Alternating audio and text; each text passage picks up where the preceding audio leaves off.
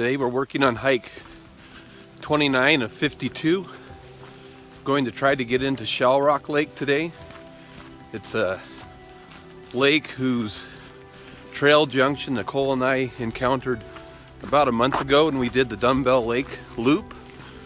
I did some research on Shellrock Lake and Spiral Butte online.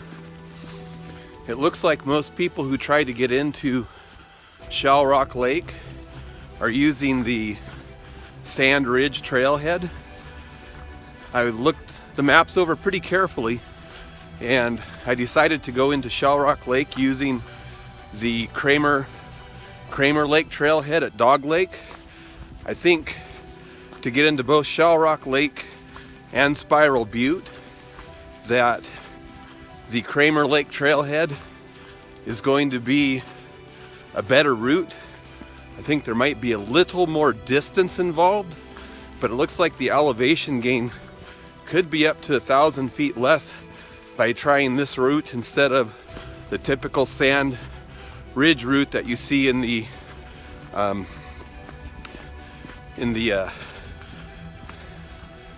online trail comments, the trail blogs. So we're gonna try Shellrock Lake today via the Cramer Lake Trailhead.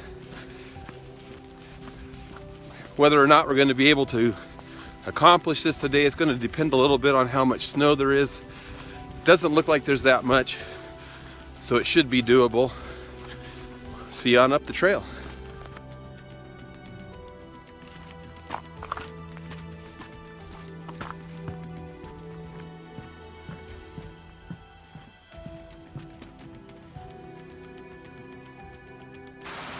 So at 21 minutes in, you get to the creek crossing where the bridge washed out. So what you have is, as you head west, a socially engineered trail that's going to take you a little ways upstream to a better creek crossing. There's a pretty good sized log pile across the stream and enough rocks to be able to hop your way across up here just a couple minutes. So don't try to cross at the bridge washout. Take the social engineered trail upstream and you'll get a better crossing. So as you can see, just upstream from where the bridge washed out, you've got some logs that you can get across on, and there's a couple of sandbars that make hopping across pretty easy.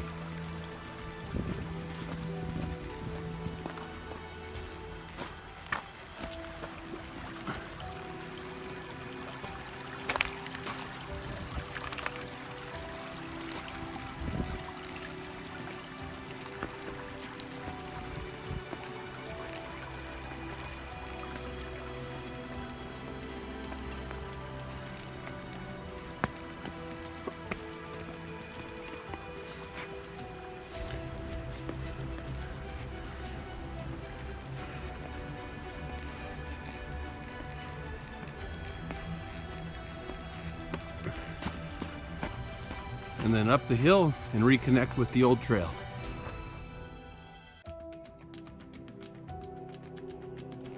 All right, we're at 28 minutes in, about 1.5 miles. We're at the start of the first and only big climb on this particular hike.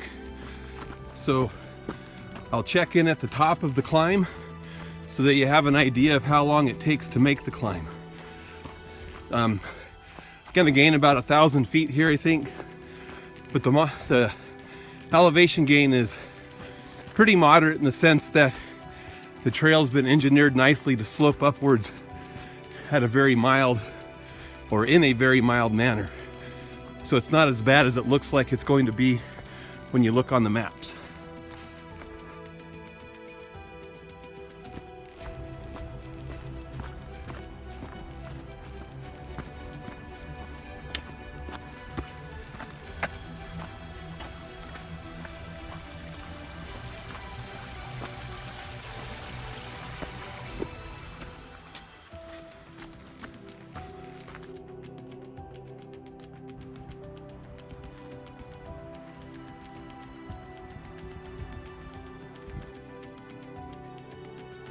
So we're at 43 minutes and 2.2 miles in, and we've completed the only big climb on this hike. It'll be uphill the rest of the way in for the most part. It'll be very slight uphill, and in the mountains, slight enough of an uphill to be considered flat.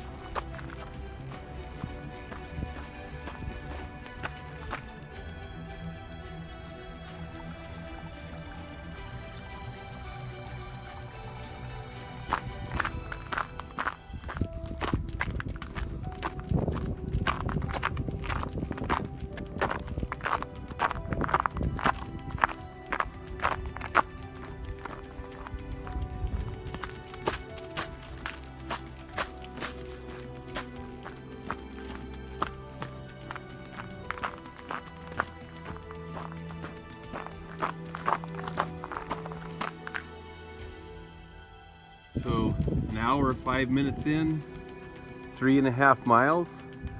We're at the Cramer Lake campground. It's a nice campground, spacious. You could fit in quite a few tents. They've got a nice fire pit and seating area. And from here, we're almost to the junction with the trail to Dumbbell Lake. Should be there in a few minutes.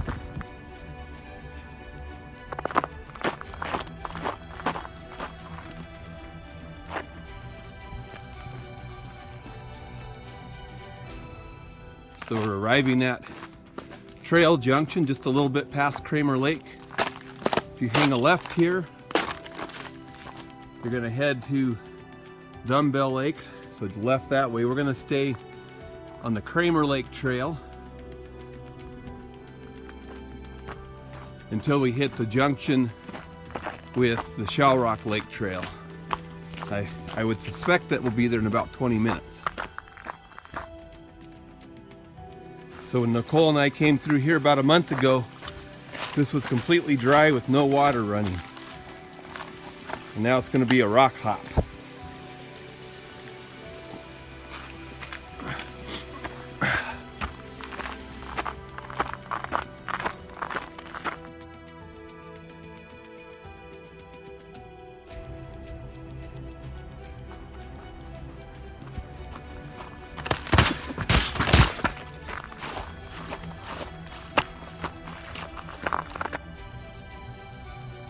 So 4.2 miles, about an hour, 20 minutes in, we're arriving at the trail junction with Shellrock Lake.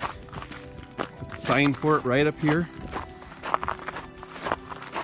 When I was up here with Nicole a while back, we hung a left here. We went that way to close the loop to Dumbbell Lake. So today we're going to hang a right as we hit the T in the trail, or the trail junction, and we're going to take this down to Shellrock Lake. On my All Trails app, the All Trails map actually shows the trail ending right there at the trail junction. So you need to have the USGS layer downloaded if you want to be able to see the trail or see names of anything on the trail up in here.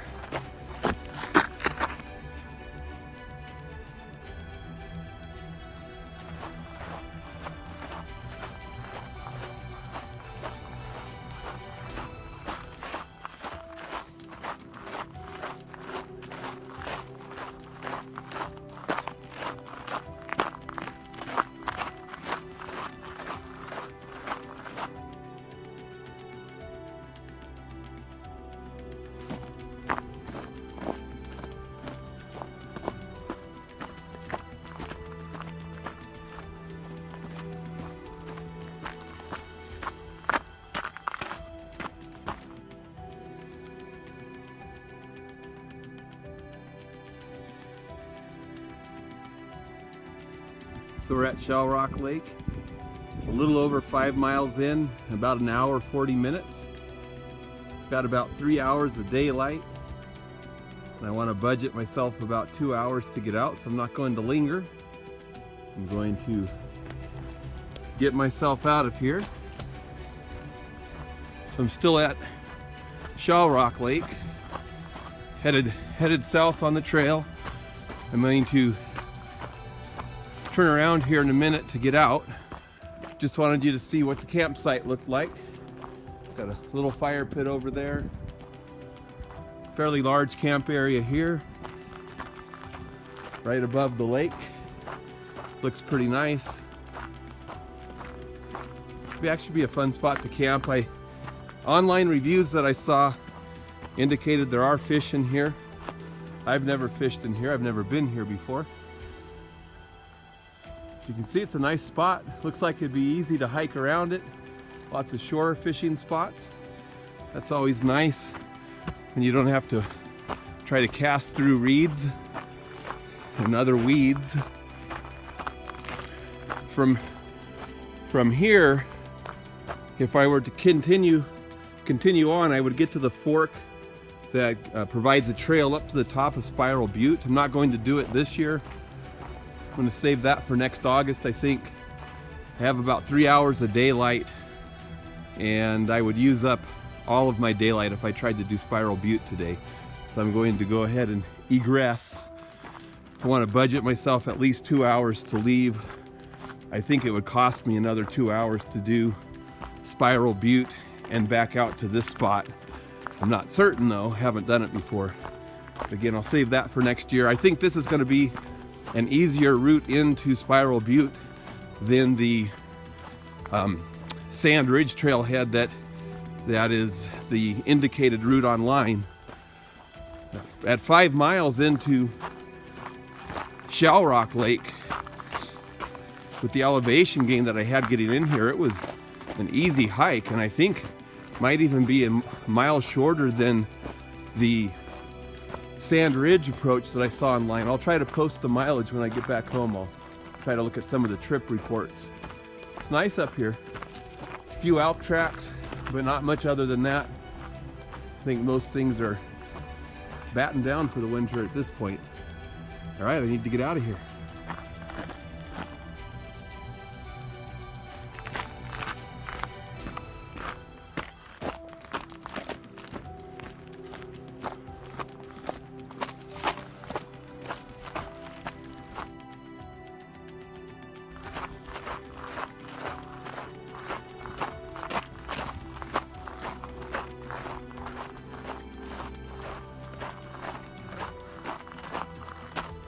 A little over 6 miles of hiking.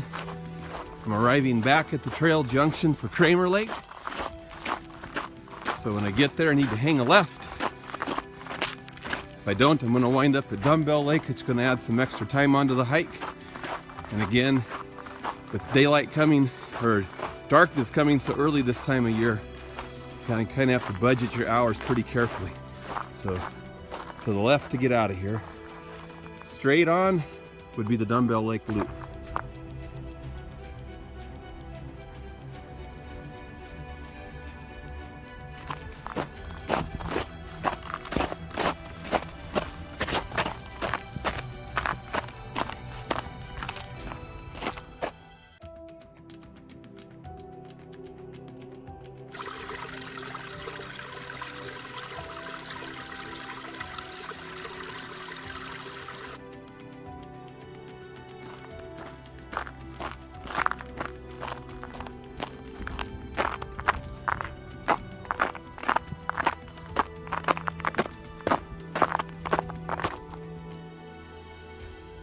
So 2 hours, 14 minutes, 7 miles, we're back at Cramer Lake.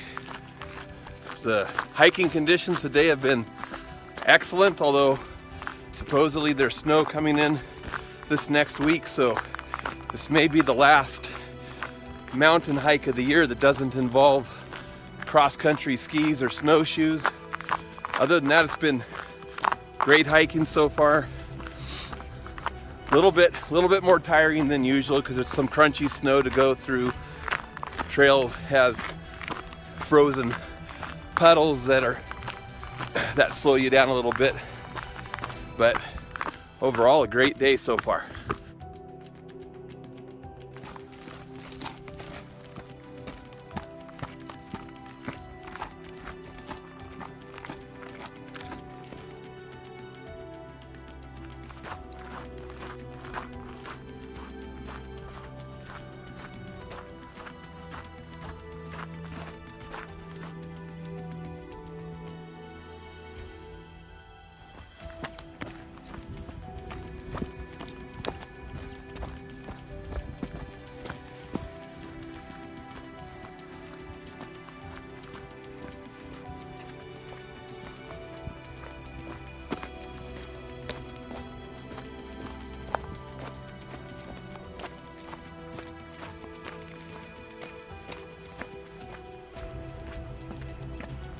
All right, so 3 hours, 12 minutes and 10 miles.